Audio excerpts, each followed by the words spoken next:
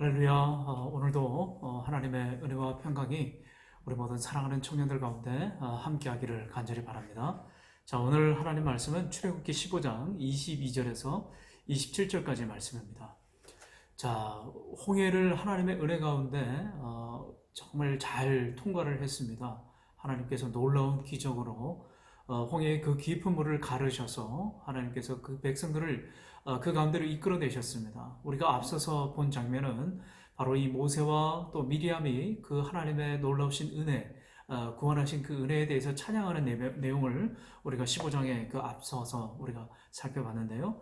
자, 오늘은 이제 본격적으로 홍해를 나온 이스라엘 백성들이 광야의 그 여정길로 이제 접어드는 그런 장면입니다.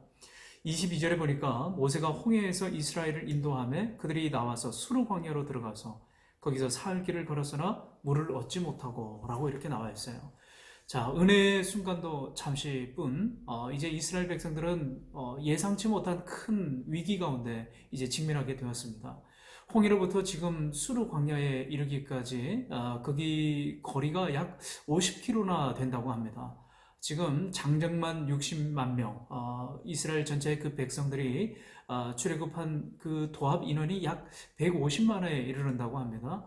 50km나 되는 그 거리를 사흘 길도 물을 아무것도 마시지 못하고 지금 이제 수르 광야에 도착했단 말이죠. 얼마나 목이 마르고 또 그 갈증으로 인해서 괴로웠겠습니까?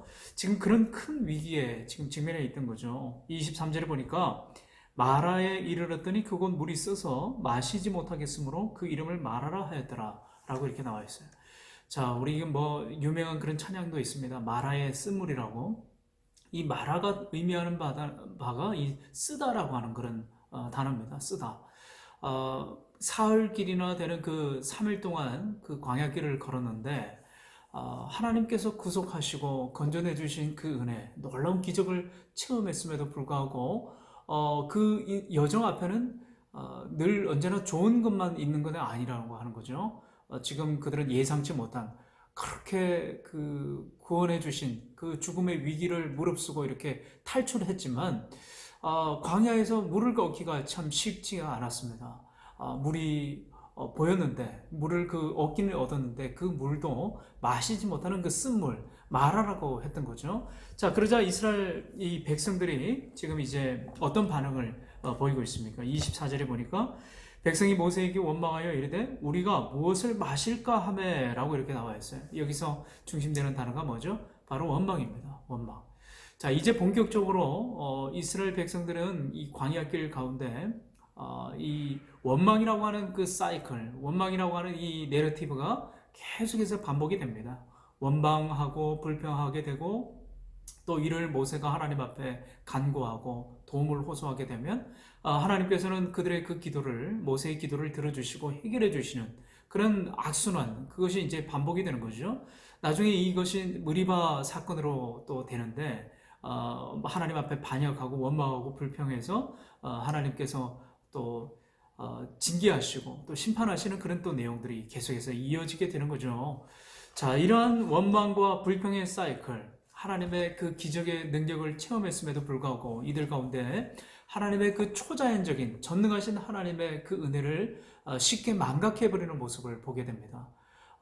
그 놀라운 기적을 일으키시고 그들을 구원해 주신 하나님의 그 손길을 3일 동안, 사흘 동안 이 갈증으로 인해 가지고 하나님에 대해서 불신하게 되고, 이 원망이라고 하는 단어의 뜻을 보면은 반역이라고 하는 의미도 같이 있습니다.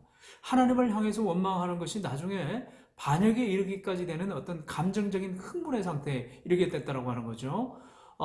모세가 하나님 앞에 간청하게 되자 또 하나님께서 어떻게 말씀하십니까? 모세가 여호와께 부르짖었더니 여호와께서 그에게 한 나무를 가리키시니 그가 물에 던지니 물이 달게 되었더라. 거기서 여호와께서 그들을 위하여 법도와 윤리를 정하시고 그들을 시험하실세. 자, 하나님의 은혜로 다시 그 모세의 기도를 들어주시고 그 물을 나무를 던지자마자 그 물이 달게 되었다라고 나와 있습니다. 마라의 쓴물이 이제 마실 수 있게 된 물로 변하게 됐다고 하는 거죠. 이 사건을 보면은 나무에 달리신 예수 그리스도의 그 십자가, 그 나무가 생각이 납니다. 우리를 위해서 이 영적인 가람, 그 기근을 해결해 주시기 위해서 우리에게 생명수가 되어주신 예수 그리스도, 그 나무 십자가는 아무 쓸모가 없지만 거기에 하나님의 능력과 역사가 나타나게 된 거죠. 하나님의 전적인 도우심으로 인해서 그 굶주려 있는, 그 가라에 있는 이스라엘 백성들을 하나님께서는 살리시는 것을 보게 됩니다. 그러면서 하나님께서는 그곳에서 하나님께서 한 가지 이들을 시험하게 이제 되는 거죠. 어떤 겁니까? 26절에 보니까 이르시되 너희가 너희 하나님 나 여호와의 말을 들어 순종하고 내가 보기에 의를 행하며 내 계명에 귀를 기울이면 내 모든 규례를 지키면 그러면서 나는 너희를 치료하는 여호와임이라 라고 이렇게 되어 있어요. 하나님은 이스라엘 백성들과 함께 이제 그 광야 길로 동행하시면서 이들을 시험하십니다. 이들을 훈련시킨다고 하는 거죠. 어떤 백성으로 훈련시키는 거예요? 하나님을 예배하는 백성, 하나님만을 섬기는 백성으로 이제 훈련해 나간다고 하는 거죠. 자, 이 훈련의 과정이 하나님과 인격적인 그 관계를 형성해 나가는 그런 훈련입니다. 이 훈련이 때로는 힘들고 어렵고 때로는 아프고 때로는 너무나도 가혹해 보이고 때로는 하나님이 안 계신 것처럼 그렇게 여겨질 때도 있지만 하나님께서는 이것을 요구하시는 거예요. 하나님께서 하신 그 말씀을 확신 가운데 지키고 귀를 기울이고 순종하고 그 명령 앞에 따르게 될 때에 하나님은 이 이스라엘 백성들을 가나안 땅, 젖과 꿀이 흐르는 약속의 땅으로 인도하신다라고 이렇게 말씀하시는 거죠. 오늘 이 하나님의 말씀은 마치 시편 1편의 말씀과 같습니다. 하나님의 말씀을 순종하고 듣기를 좋아하고 주야로 묵상하는 자, 그 사람은 주야로 하나님의 말씀을 묵상하게 될 때 그 시냇가에 심겨진 나무처럼 우리의 잎사귀가 날마다 푸르는 것처럼 하나님의 말씀의 앞에 우리가 순종의 길을 걸어갈 때 우리 인생의 길이 대로에처럼 형통의 복을 받는다라고 하는 그런 시편의 1편의 말씀이죠. 사랑하는 우리 청년 여러분, 우리 인생에 이러한 원망의 순간이 찾아올 때가 있습니다. 하나님이 계시지 않는 것처럼 느껴질 때가 있고 때로 우리가 걸어가는 이 길이 훈련이 너무나 힘들고 어려워 보여. 그러나 우리가 포기하지 말고 이 믿음의 훈련을 감사함으로 하나님과 늘 함께 하신다는 그 확신함으로 걸어가게 될 때 하나님께서 우리 가운데 그 은혜의 길을 열어주신다고 하는 거죠. 오늘 말씀해 보니까 하나님의 말씀을 순종하고 그것을 지키는 사람에게는 늘 언제나 그 치료하시는 하나님, 라파 되시는 그 하나님께서 우리와 함께 하신다고 말씀해 주세요. 그리고 오늘 이 큐티 마지막 본문의 27절 말씀이죠. 그들이 엘림에 이르니 거기에 물샘 열둘과 종려나무 70그루가 있는지라 거기서 그들이 그 물 곁에 장막을 치니라. 아멘. 사랑하는 청년 여러분, 어떠한 형편과 상황 가운데서도 하나님을 신뢰하시고 그분을 찬양하고 그분께 감사하시는 우리 청년들이 되기를 바랍니다.